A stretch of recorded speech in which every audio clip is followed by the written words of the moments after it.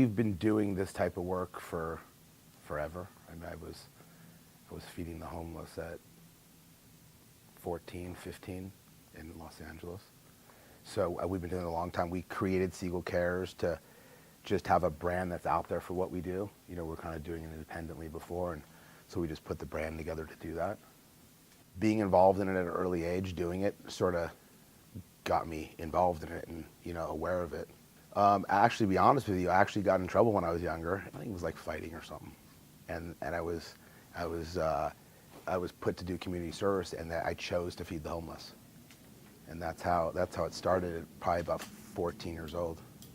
The last 20 years, during all the holidays, going to Walmart and buying thousands of dollars of sleeping bags, socks, underwear, shirts, going around in vans and handing that out to people on the streets. We've actually hired people that we've met handing out stuff that wanted jobs. We actually hired someone. I think you were there when we hired Benji off the street. Yeah, and we hired people off the street and gave them jobs. Over the years, just in Vegas, I mean, I can't even count the number of apartments we've given to people on the street. There was a guy who was on the street 25 years.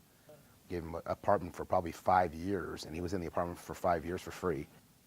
I mean, it was strange for him to go into an apartment because he lived on the street so long. It took a while for him to get like used to living in an apartment because he lived on the street. I remember him, he'd leave the apartment and come back to Goldsbeck and tell us how it was strange for him. I mean, I think all of it makes a difference for those people. Does it make a difference in the whole problem? No. Does it fix the problem? No. Does it help the problem? It helps the people. Again, we've always been doing it. It's part of what we do. We've always done that. Siegel Suites are apartments. They're not temporary housing. They're furnished apartments. They're all inclusive with utilities. So it works for people because they can't stay by the week. They can pay by the week. And a lot of people that live there get paid by the week. So it's easier for them to pay when they get their check than save up. And when a month comes, now their 1 weekly check doesn't cover their monthly rent.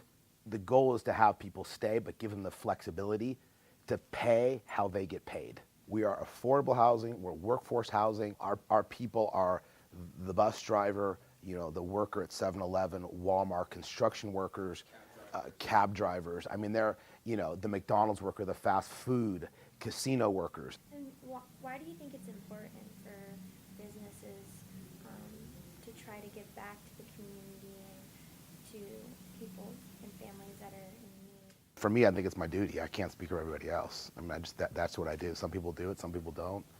Some people do a lot, some people do a little, some people do nothing. I mean, to me, I do, you know, I do what I can do. And we're not a registered charity. We're not a nonprofit. I pay for it. We don't take in donations. The company pays for it.